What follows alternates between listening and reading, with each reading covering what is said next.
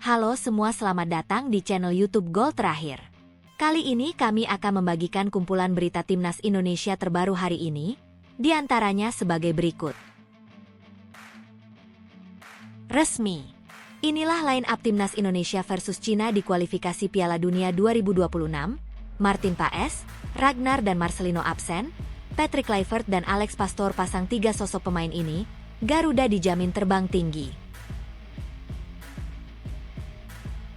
Demi taklukan Malaysia dan Korsel, pelatih Timnas Indonesia U23 Gerald Vanenburg minta PSSI naturalisasi bomber mematikan ini. Kira-kira siapa ya sosoknya? Resmi.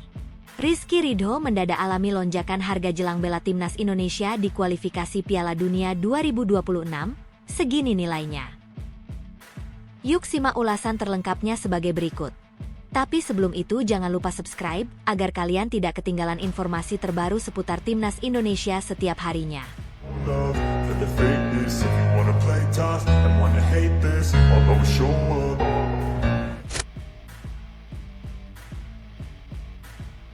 Resmi.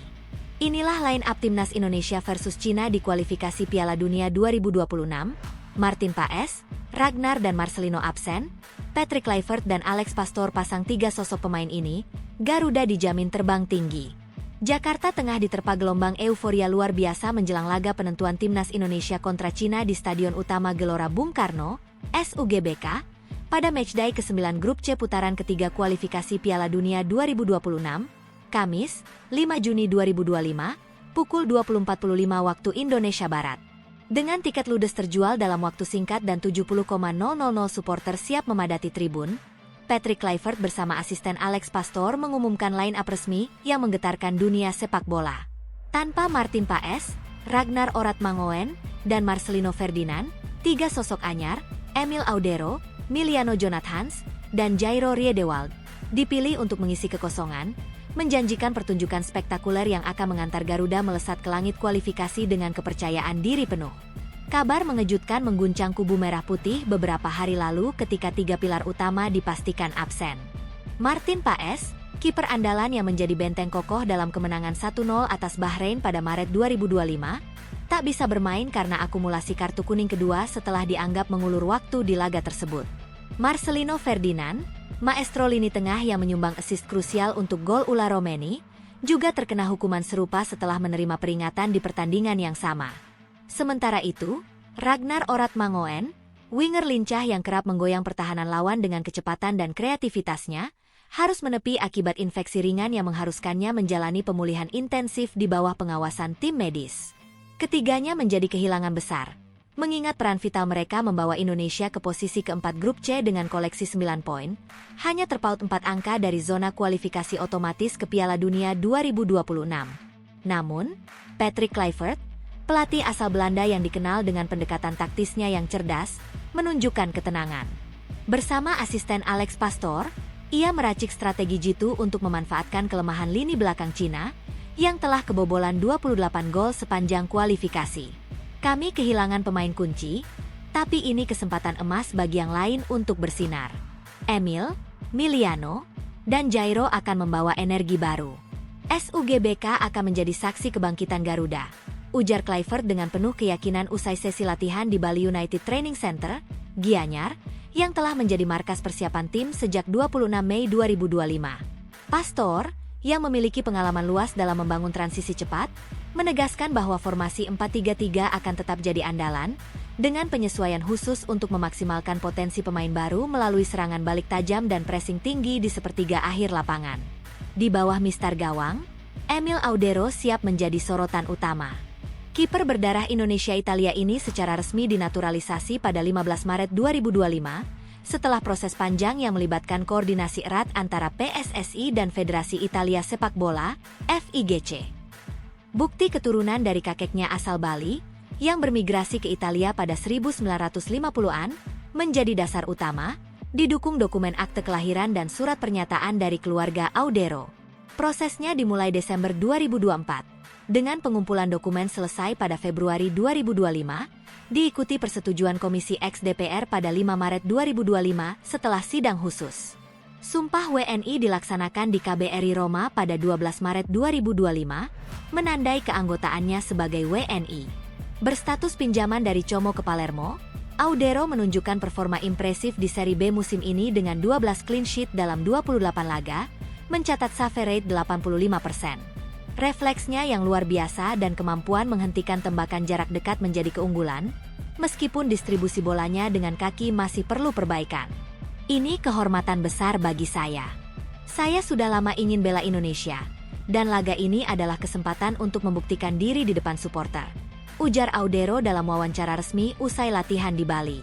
Untuk mengisi posisi Ragnar Oratmangoen di sayap kanan, Kluivert menunjuk Miliano Jonathans, talenta muda yang proses naturalisasinya dikabarkan selesai pada 20 Mei 2025.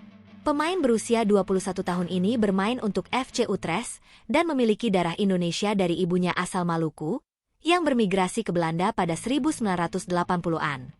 Proses naturalisasi dimulai pada 10 November 2024 setelah Jonathans menyatakan minatnya dalam wawancara dengan media Belanda, didukung garis keturunan yang diverifikasi melalui akte kelahiran ibunya dan surat keterangan keluarga dari desa asal di Maluku. PSSI langsung mengirim tim hukum ke Utrecht untuk mengumpulkan dokumen, termasuk bukti residensi sementara Jonathans di Belanda sejak lahir. Pada 15 Januari 2025, Komisi X DPR menggelar sidang khusus untuk menyetujui permohonan setelah negosiasi intens dengan pihak Belanda, yang awalnya keberatan karena potensi Jonathans di timnas Belanda U21. Proses administrasi selesai pada 10 Mei 2025, diikuti sumpah WNI di KBRI Den Haag pada 18 Mei 2025, yang dihadiri keluarga Jonathans dan pejabat PSSI. Di Eredivisie, ia mencetak 4 gol dan 3 assist dalam 15 penampilan musim ini, dikenal dengan kecepatan, dribble mematikan, dan kemampuan menciptakan peluang. Saya bangga bisa mewakili Indonesia. Melawan Cina adalah debut yang saya impikan sejak kecil, ujar Jonathans, setibanya di Indonesia, yang langsung menjalin chemistry dengan rekan setimnya pada sesi latihan terakhir timnas Indonesia di Bali. Sementara itu, absennya Marcelino Ferdinand di lini tengah diisi oleh Jairo Riedewald, keputusan yang memicu decak kagum di kalangan penggemar sepak bola nasional. Gelandang serba bisa asal Royal Antwerp ini dikabarkan dinaturalisasi pada 25 Mei 2025, setelah memenangkan proses banding di Court of Arbitration for Sport, CAS, sebuah langkah yang menandai keberhasilan diplomasi PSSI. Prosesnya dimulai pada 15 Januari 2025 ketika Kluivert, yang memiliki koneksi erat dengan pemain Belanda, mengidentifikasi Riedewald sebagai target utama. Riedewald, yang memiliki darah Indonesia Suriname melalui neneknya asal Ambon dan ayahnya yang berketurunan Suriname Indonesia, menghadapi kendala regulasi FIFA karena pernah bermain untuk Belanda U21 pada 2016 dan 3 cap senior pada 2015. PSSI mengajukan permohonan naturalisasi berdasarkan pasal 7 Statuta FIFA, yang memungkinkan perpindahan federasi jika pemain tidak lagi terikat kontrak nasional. Namun, FIFA menolak pada 20 Februari 2025 karena cap seniornya, memaksa PSSI menggugat ke CAS pada 1 Maret 2025. Tim hukum PSSI, didukung bukti genetik dari laboratorium independen di Amsterdam dan pernyataan Riedewald memilih Indonesia, mengajukan argumen bahwa capsnya tidak signifikan. Total 142 menit bermain. Proses sidang CAS berlangsung pada 5 hingga 7 Mei 2025 di Lausanne, Swiss, dengan putusan dikeluarkan pada 15 Mei 2025 yang mengabulkan banding dengan syarat Riedewald tidak lagi membela Belanda. Dokumen kewarganegaraan diserahkan ke Kementerian Hukum dan HAM RI pada 18 Mei 2025, disetujui Komisi 13 DPR pada 20 Mei 2025 setelah sidang maraton, dan sumpah WNI dilaksanakan di Istana Negara pada 24 Mei 2025, dihadiri Presiden dan pejabat tinggi. Saya senang bisa bergabung dengan Indonesia. Laga ini akan jadi titik balik karir saya, ujar Riedewald, yang langsung menarik perhatian Pastor karena gaya bermainnya yang dinamis dan pengalaman di Liga Eropa. Formasi 4-3-3 dirancang dengan cermat untuk memaksimalkan kekuatan baru ini. Emil Audero akan berdiri di gawang, didukung 4 bek tangguh. Kelvin Verdong di sisi kiri, Jai Itzes dan Rizky Ridho sebagai poros tengah yang solid, serta Kevin Dix di kanan. Ketiganya merupakan bagian dari skuad TC Bali yang konsisten sepanjang kualifikasi.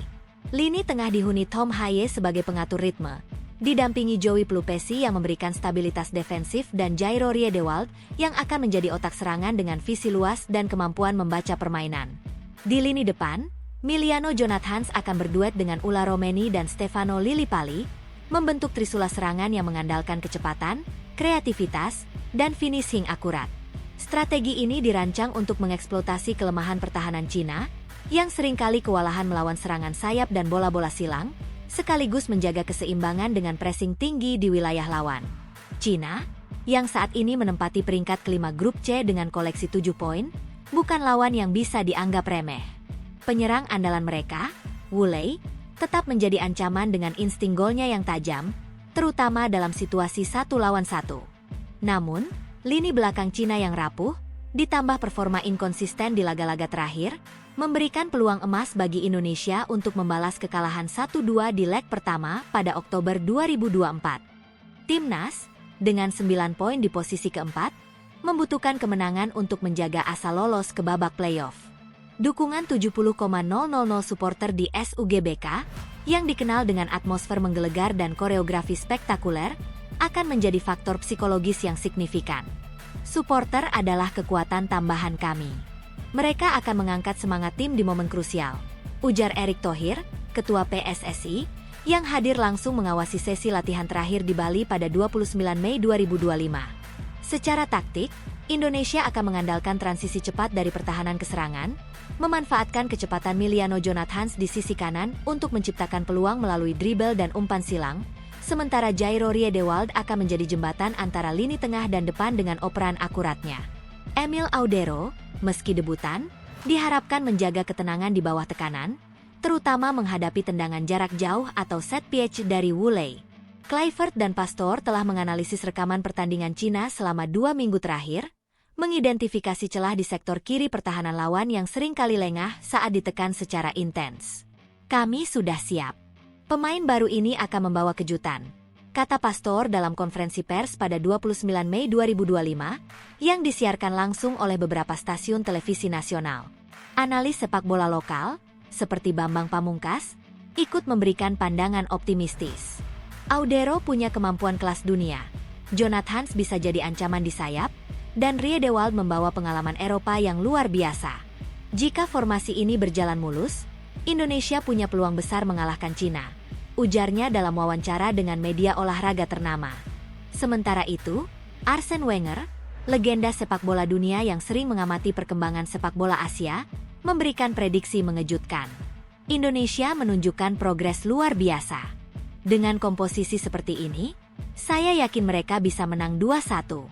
Audero akan jadi penutup yang solid, sementara Jonathans dan Riedewald akan menjadi pembeda, kata Wenger dalam sesi wawancara dengan jaringan televisi internasional pada 28 Mei 2025. Prediksi ini memicu antusiasme besar di kalangan penggemar, yang melihat laga ini sebagai kesempatan emas untuk membuktikan kualitas timnas di mata dunia. Laga ini bukan sekadar pertandingan biasa, melainkan simbol perjuangan panjang timnas Indonesia untuk mencapai Piala Dunia 2026.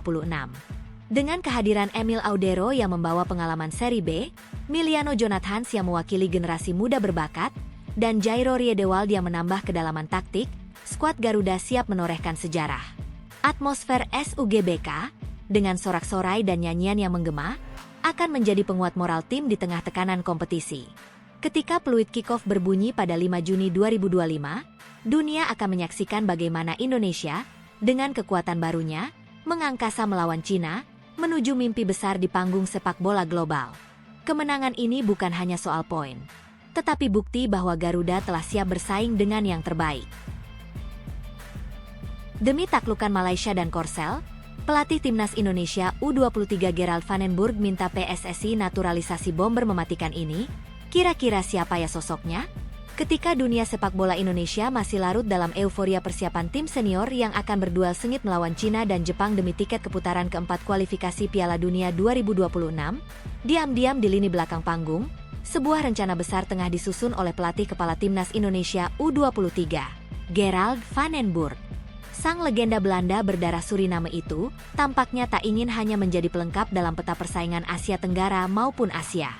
Ia punya ambisi, punya rencana besar, dan yang terpenting, punya target prestasi konkret. Target itu dimulai dari 2 medan perang, Piala AFF U23 2025 dan kualifikasi Piala Asia U23 2026. Dan dalam usaha menaklukkan dua turnamen ini, yang salah satunya mempertemukan Indonesia dengan sang rival abadi, Malaysia, dan yang lainnya menghadapkan mereka pada salah satu monster Asia, Korea Selatan, Gerald Vandenburg menatap satu solusi yang telah lama jadi bahan perdebatan, naturalisasi penyerang murni. Nama yang ia usulkan bukan sekadar striker sembarangan. Bukan pula produk spekulasi netizen. Ia adalah Mauro Zijlstra, seorang bomber muda berusia 20 tahun yang saat ini memperkuat FC Volendam U21 di Belanda. Sosok yang disebut-sebut memiliki kombinasi teknik Eropa dan naluri menyerang khas Amerika Latin, karena darah Indonesia yang mengalir dari sang ibu membuatnya memiliki akar dari tanah air. Mauro bukan nama baru di radar PSSI.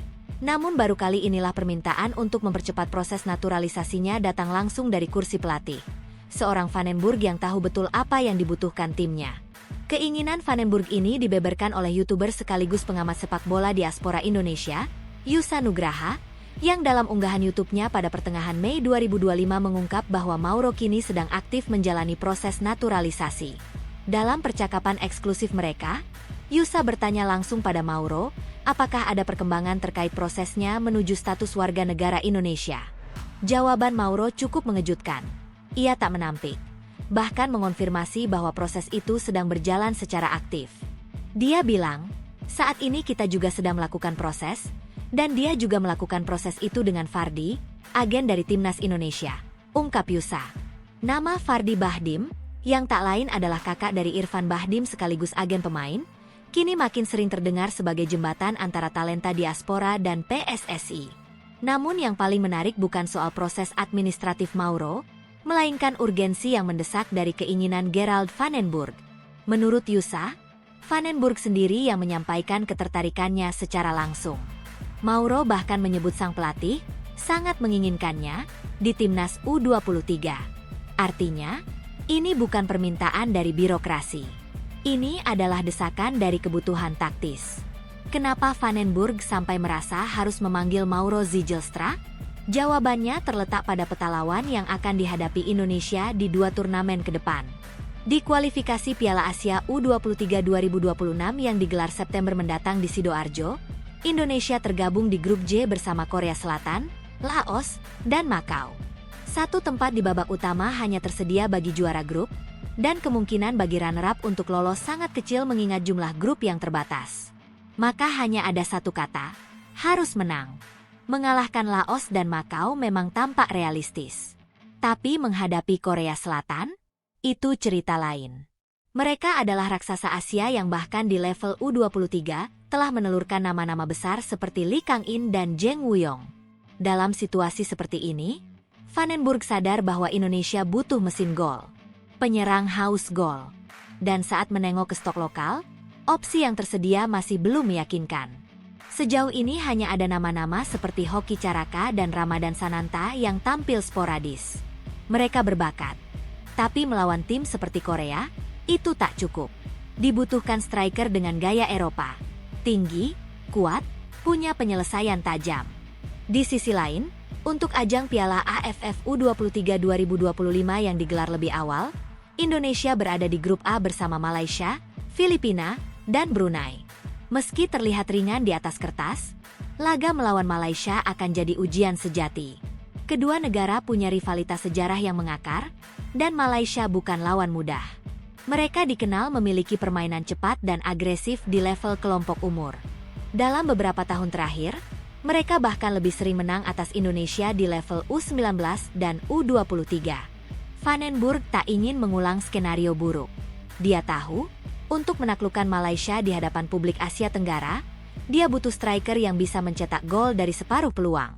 Disinilah nama Mauro kembali menguat.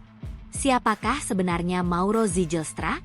Pemain kelahiran tahun 2005 ini bermain sebagai striker murni di Akademi FC Volendam.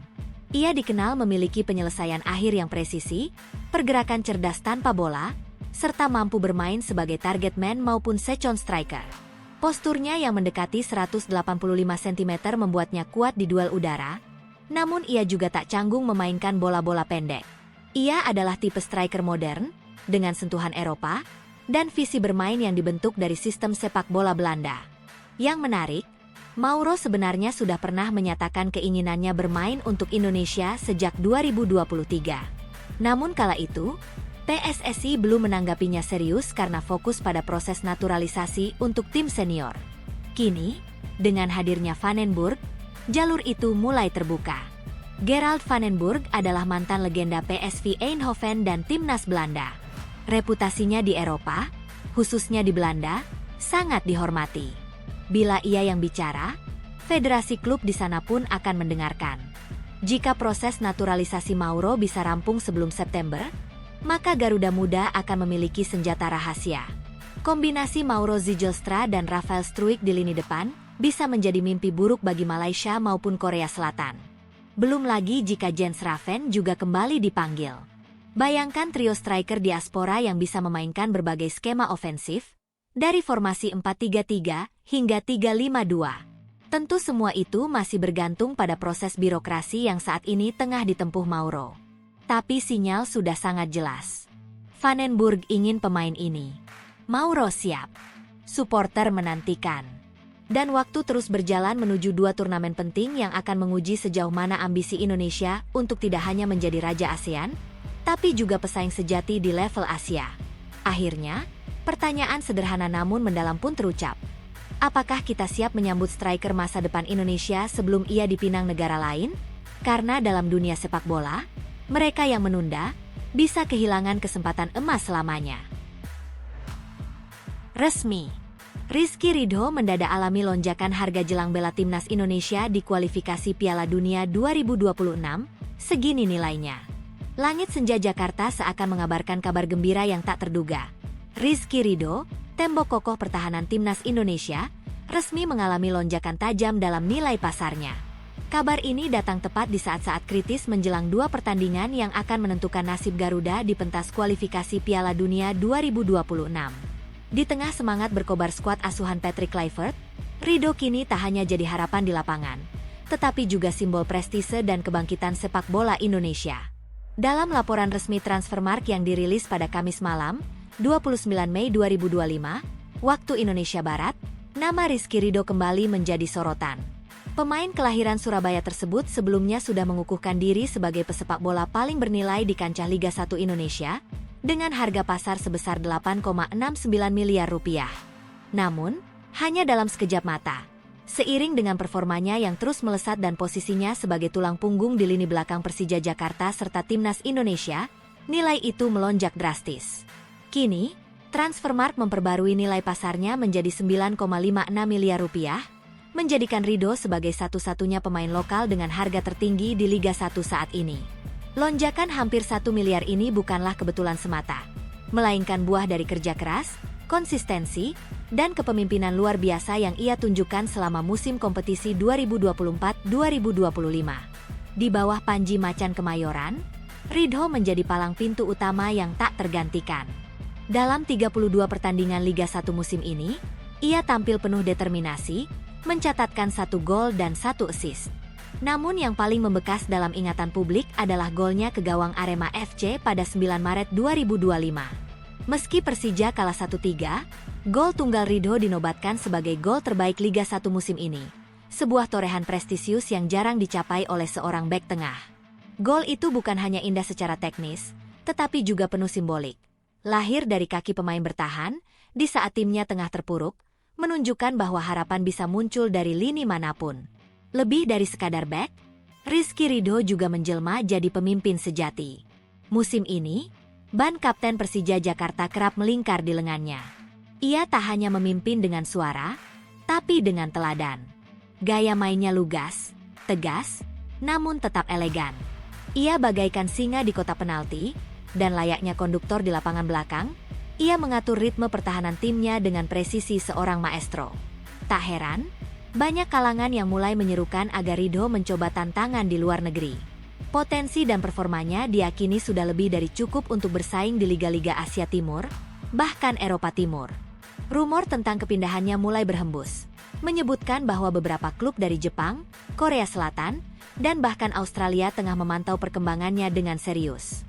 Meski demikian, hingga kini Ridho masih terikat kontrak dengan Persija Jakarta hingga 30 Juni 2026. klub ibu kota tampaknya belum ingin melepas salah satu aset terbaiknya, terutama dengan atmosfer Liga 1 yang semakin kompetitif.